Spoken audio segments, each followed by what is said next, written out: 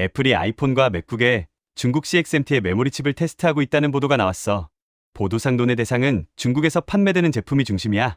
아직 실제 공급 계약이 체결된 건 아니고 테스트와 초기 논의 단계야. 그런데 애플만 움직이는 게 아니야. HP와 에이서 같은 PC 업체도 공급 부족에 대응해 CXMT 메모리를 일부 제품에 쓰기 시작했다는 보도가 나왔어. D램 시장은 오랫동안 삼성전자와 SK하이닉스, 마이크론이 중심이었어. 그런데 중국 업체가 글로벌 완제품 회사의 공급 후보로 들어오기 시작한 거야. 그렇다면 CXMT는 어떻게 애플 공급망분 앞까지 왔고 삼성전자와 SK하이닉스에는 어떤 변화가 시작되는 걸까? 먼저 지금까지의 메모리 시장 구조부터 봐야 해. 스마트폰과 PC, 서버에는 데이터를 잠시 저장하는 D램이 들어가. 이 시장은 삼성전자와 SK하이닉스, 마이크론의 영향력이 매우 큰 구조였어.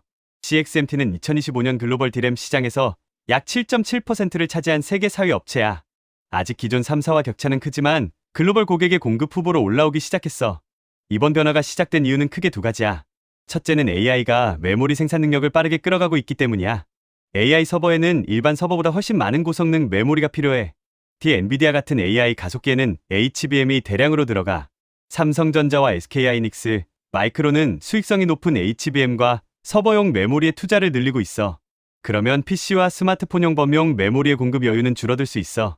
실제로 AI 투자 확대 이후 메모리 공급 부족과 가격 상승이 이어졌어. 완제품 업체 입장에서는 공급처를 더 확보할 이유가 커진 거야.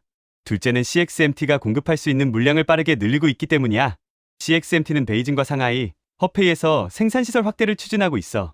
계획된 시설이 모두 가동되면 월 생산 능력이 60만 장을 넘을 수 있다는 전망도 나왔어.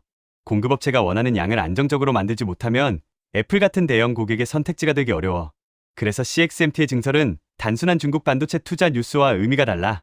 생산 능력이 늘어나면 더 많은 고객에게 샘플을 보내고 품질 인증을 받을 수 있어. 그 과정이 실제 공급 계약으로 이어지면 중국 D램의 고객층도 넓어지는 거야. 여기서 애플 테스트의 의미가 커져. 애플은 제품 판매량도 크고 품질 기준도 높은 대형 고객이야. CXMT가 실제 공급사가 된다면 다른 글로벌 업체에도 하나의 참고 사례가 될 수 있어. 하지만 지금 애플이 중국 메모리로 공급망을 바꿨다고 말하면 안 돼. 현재 확인된 건 테스트와 초기 논의이고 실제 양산 공급 여부는 정해지지 않았어. 그렇다면 삼성전자와 SK하이닉스에는 바로 악재일까? 여기서는 메모리 시장을 둘로 나눠서 봐야 해. 애플의 스마트폰과 PC에 들어가는 범용 D램과 AI 가속기에 들어가는 HBM은 같은 경쟁이 아니야. 삼성전자와 SK하이닉스는 고부가 AI 메모리 시장에 투자를 집중하고 있어. CXMT가 애플 공급망에 들어오더라도 당장 HBM 경쟁력을 그대로 가져가는 건 아니야. 먼저 경쟁이 거세질 수 있는 곳은 스마트폰과 PC용 범용 D램이야.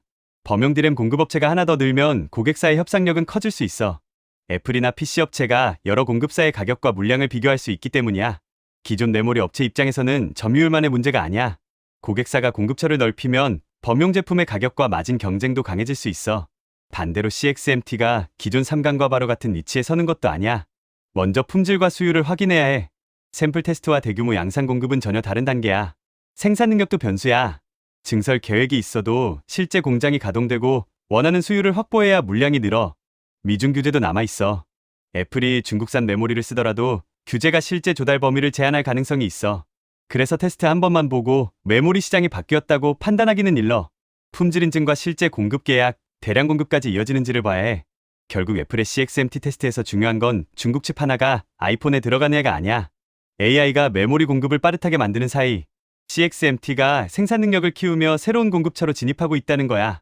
당장은 삼성전자와 SK하이닉스의 HBM 경쟁력을 바로 흔드는 변화는 아니야. 하지만 범용 D램에서는 고객의 선택지가 늘면서 기존 3강의 경쟁 구도가 달라질 가능성이 생겼어. 이 변화가 진짜 구조 변화가 될지는 애플의 테스트가 실제 공급 계약과 대량 공급으로 이어지는지가 결정하게 될 거야.